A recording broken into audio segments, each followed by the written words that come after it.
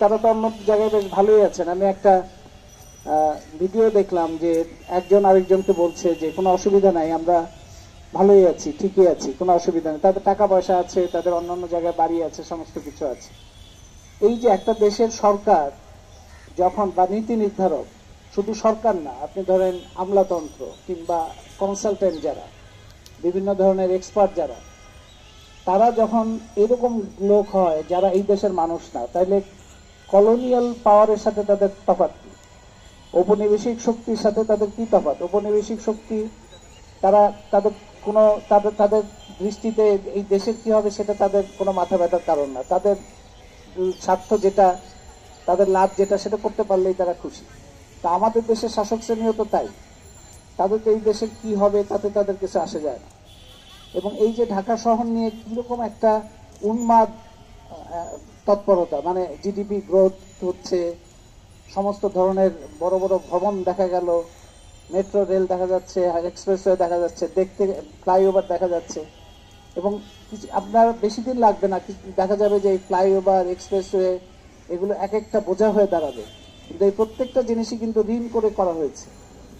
এবং গত সরকারের বড় বৈশিষ্ট্য হচ্ছে যে গত সরকার, এবং এই ধরনের একটা প্রক্রিয়ার মধ্যে দিয়ে আমরা দেখেছি ঢাকা শহরের বাইরেও, আপনার মানে একটা ঢাকা শহরে আপনার তো বড় বড় প্রকল্প যেমন রামপাল বলেন, রূপপুর বলেন, কিংবা অন্যান্য যে ভয়ঙ্কর সমস্ত নদী বিনাশী প্রকল্প, এগুলোর বিরুদ্ধে তো আন্দোলন হয়েছে।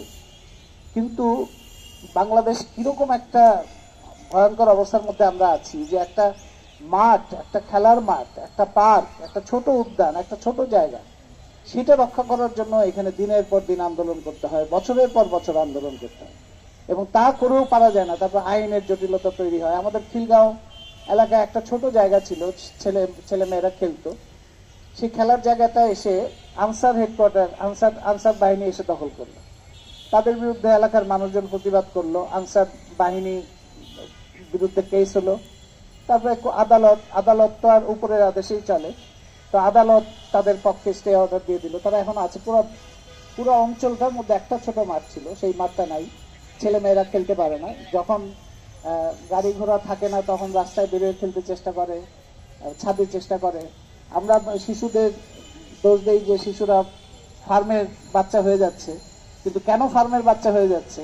বড়রা যে এর জন্য দায়ী, অভিভাবক যে হিসাবে যাদের দায়িত্ব পালন করার কথা ছিল, এই বাচ্চাদের জন্য একটা সুস্থ জগৎ দেওয়ার কথা ছিল, যেখানে সে একটা বিশুদ্ধ বাতাসে শ্বাস নিতে পারে, বিশুদ্ধ পানি খেতে পারে, একটা নড়াচড়া করতে পারে, প্রাণ প্রকৃতির সাথে থাকতে পারে। সেইটার উল্টো যাত্রা এই যারা বড় বড় মানুষ, বড় বড় খ্যাতিমান ক্ষমতাবান মানুষ, তারাই তো করেছে।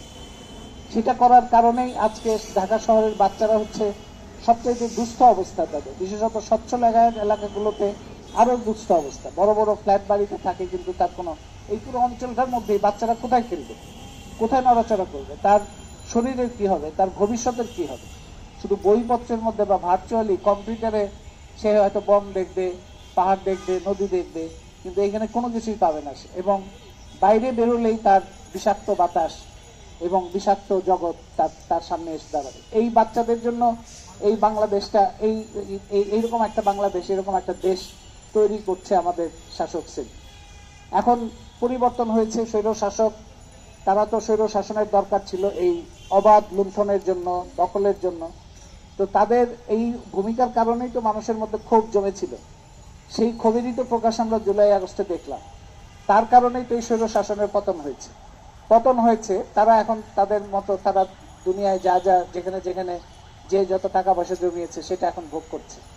কিন্তু এই তো স্বৈর শাসনের যে পতন হয়েছে, সেটা তো আমাদের বুঝতে হবে। আমরা তো বুঝতেই পারছি না যে স্বৈর শাসনের পতন হলো।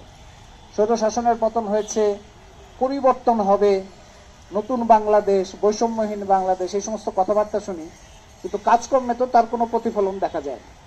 আমরা উপদেষ্টাদের কথা শুনলাম যে উপদেষ্টারা বলেছেন যে এটা পরিবর্তন করা যাবে না। এই কথাবার্তা আমরা অনেক কিছু দিয়েই শুনছি। আমরা এমনকি রামপালের মতো ভয়ঙ্কর প্রকল্প সেটা নিয়েও শুনছি, যেটা পরিবর্তন করা এত সহজ কাজ না। তো তাইলে পরিবর্তন করা যদি সহজ কাজ না হয়, যদি শেখ হাসিনার স্বৈর শাসনের আমলে যা যা চুক্তি হয়েছে, যা যা প্রকল্প হয়েছে, যদি পরিবর্তনই না করা যায়, তাহলে তোমরা কি কারণে, তোমার এই পরিবর্তনটা কোথায় হলো? তাহলে এই যে মানুষজন জীবন দিল তারা কি কারণে জীবন দিল? যদি শেখ হাসিনার উত্তরসূরিরাই যদি দেশের ক্ষমতায়